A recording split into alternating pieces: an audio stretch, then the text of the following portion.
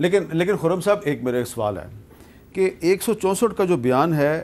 اس کی کیا اہمیت ہے؟ کیونکہ مجھے یاد ہے کہ کافی سال پہلے حدیبیہ پیپر مل کا جو معاملہ تھا اس میں اسحاق ڈار صاحب نے بھی 164 کا بیان دیا تھا نواز شریف صاحب کے خلاف، پھر کورٹ میں جا کے انہوں نے کہا یہ مجھ سے زبردستی لیا گیا، تو ہو سکتا ہے اعظم خان صاحب یہ کہہ دیں۔ جی وہ کہہ دیں، لیکن ان کے بیان سے زیادہ اہم بات یہی ہے کہ یہاں پھر دہرا دیتا ہوں، ایک نیوکلیئر پاور کے پرائم منسٹر کے سامنے ایک معاملہ لایا گیا، اور آپ کے ناظرین کے لیے پھر عرض کر دوں،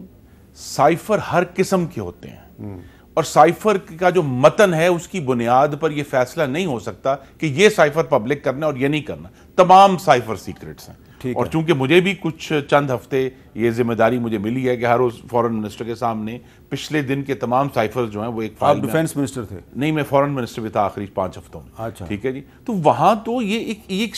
اس میں آپ فرق نہیں، جب ایک ڈاکیومنٹ کے اوپر لکھا ہوا ہے سیکرٹ تو پھر اس پر بحث نہیں ہو سکتی کہ یہ پبلک ہوگا یا نہیں ہوگا۔ اچھا، یہ آپ کی، میں پھر کہوں گا، امانت ہے، یہ آپ کو بطور وزیر اعظم امانت دی گئی تھی، اور اگر آپ نے اس کو پبلک کر کے اس اپنی سیاست کا ایندھن بنایا ہے تو آپ نے اپنی امانت میں خیانت کی ہے اور حلف سے روگردانی کی ہے۔ اچھا زبیری صاحب، میں آپ کو وزیر داخلہ رانا ثناءاللہ صاحب کا آج کی پریس کانفرنس کا ایک کلپ سناتا ہوں، وہ کیا کہہ رہے ہیں، ذرا سنیں جی۔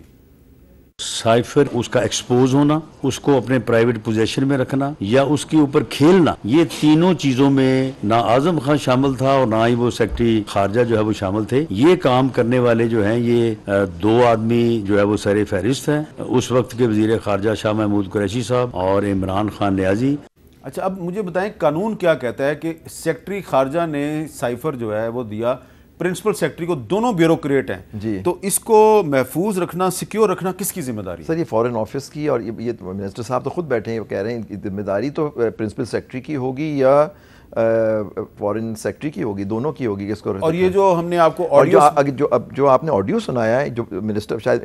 دیکھیں رانا ثناء اللہ صاحب کو بھی شاید اس آڈیو کا نہ پتہ، نہ مجھے پتہ تھا، نہ منسٹر صاحب کو، اگر یہ اس طرح سے بات ہوئی ہے تو جو بات جو بیانیہ بنایا جا رہا تو اس کے بالکل، اگر یہ ریکارڈنگ صحیح ہے تو، کیونکہ یہ بھی دیکھنا ہوگا کہ ریکارڈنگ صحیح ہے یا نہیں، کیونکہ آج کل تو آڈیو لیکس کا تو آپ کو پتہ ہے نا، اس پہ سارا ایشو چل رہا ہے، تو یہ دیکھنا ہوگا کہ اگر یہ صحیح ہے تو جو بیانیہ بنایا جا رہا ہے اس کی تو یہ نفی کر رہا ہے جو آپ فرما رہے ہیں، جو بات چل رہی ہے کہ جی وہ سائفر آیا، اوتھ کی وائلیشن ہو گئی اور اس طرح کی جو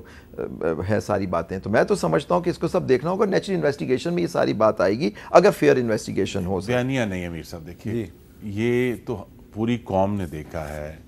کہ ایک فورن آفس کا سائفر، چاہے وہ سادہ کاغذ ہی تھا جو عمران خان نے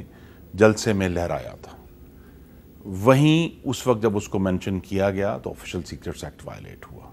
یہ وزیر اعظموں کا کام نہیں ہے کہ وہ معاملات جو خفیہ رکھنے کے لیے ان کے سامنے لائے جاتے ہیں۔ اور اسلام آباد ہائی کورٹ نے ایک آرڈر بھی جاری کیا تھا کہ آفیشل سیکرٹ ایکٹ کی خلاف ورزی نہ کی جائے، لیکن انہوں نے کی، بار بار کی، اور اس سے بھی اہم بات یہ ہے کہ وہ سب کچھ جھوٹ ثابت ہوا، اور خود عمران خان نے اپنے منہ سے کہا کہ یہ جھوٹ تھا۔ نہیں، لیکن سائفر تو ایک ریالٹی ہے، سائفر ایک ریالٹی ہے، لیکن اس کی سب سے بڑی ریالٹی یہ ہے کہ وہ سیکرٹ ہے۔ اچھا ٹھیک ہے، وہ جو جن 4 آنکھوں کا ہم نے ذکر کیا ہے ان کے علاوہ کسی نے پڑھنا ہے یا پبلک کرنا ہے تو وہ آفیشل سیکرٹس ایکٹ جو ہے وہ تو وہیں وائلیٹ ہو گیا۔ کہ آپ دیکھیں وزیر اعظم کسی دن بھی جب ان کے سامنے دستاویزات پیش کی جاتی ہیں وہ کہہ سکتے ہیں کہ مجھے دے، میں نے پڑھنا چاہتا ہوں، تو وہاں اگر وہ رکھ رہتے ہیں اپنے پاس اور دوبارہ پرنسپل سیکرٹری کو